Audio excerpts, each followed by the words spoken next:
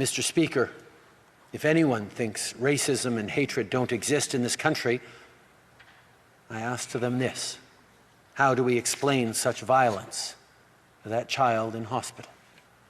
How can we look families in the eye and say Islamophobia isn't real? When you listen to the black Muslim woman who constantly looks over her shoulder at the bus stop, fearing someone will pull off her hijab or hurt her, she'll tell you Islamophobia exists. If you listen to the parents who beg their children not to wear traditional clothes for fear of them being harassed or... Assalamu alaikum. Lately, a lot of Canadians have been enjoying evening walks to get a bit of fresh air after long days at home during this pandemic. On Sunday in London, Ontario, that's what a grandmother, 2 parents, and 2 children went out to do. 3 generations of the Afzul family: Salman, Madia, their children Yumna and Fayaz, and their grandmother. But unlike every other night, that family never made it home. Their lives were taken in a brutal, cowardly, and brazen act of violence. This killing was no accident. This was a terrorist attack motivated by hatred in the heart of one of our communities. Ce n'est malheureusement pas un cas isolé. La Grande Mosquée de Québec, the cowardly murder of Mohammed Aslam Zafis at a mosque in Toronto, the violent attacks against black Muslim women in Edmonton, and so many other people across the country who faced insults, threats, and violence. They were all targeted because of their Muslim faith. This is happening here in Canada, and it has to stop. As leaders and as Canadians, we not only have to say enough is enough, we must take action. We cannot allow any form of hate to take root, because the consequences can be far too serious. We've seen it in Christchurch.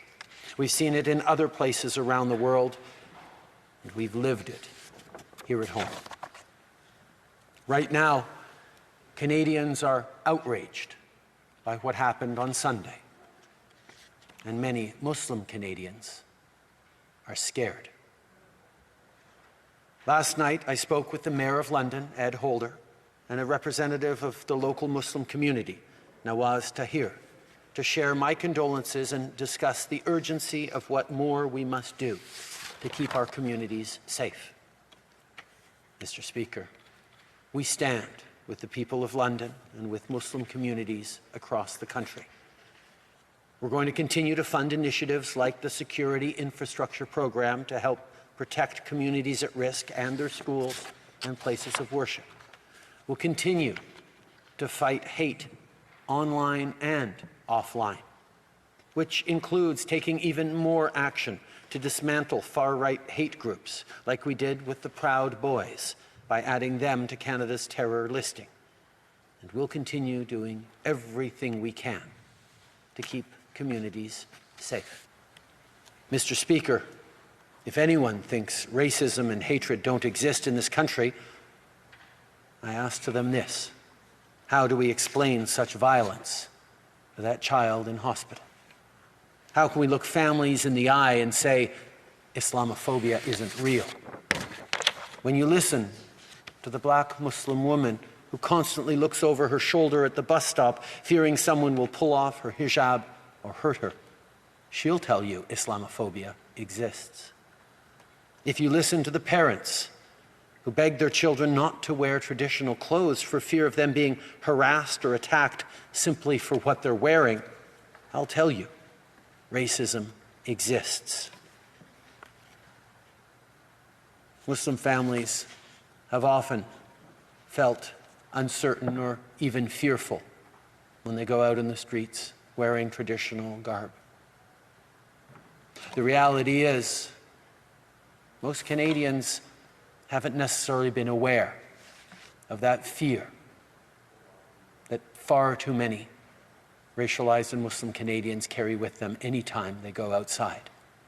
And it is on all of us to understand that experience and be there to support and to help.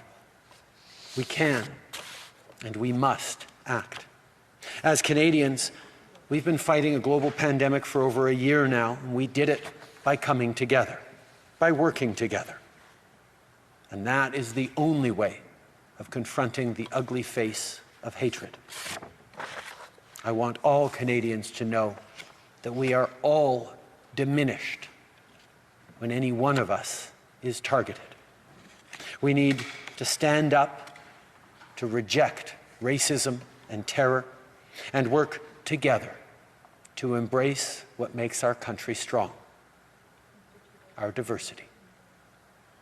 May peace and blessings be upon you.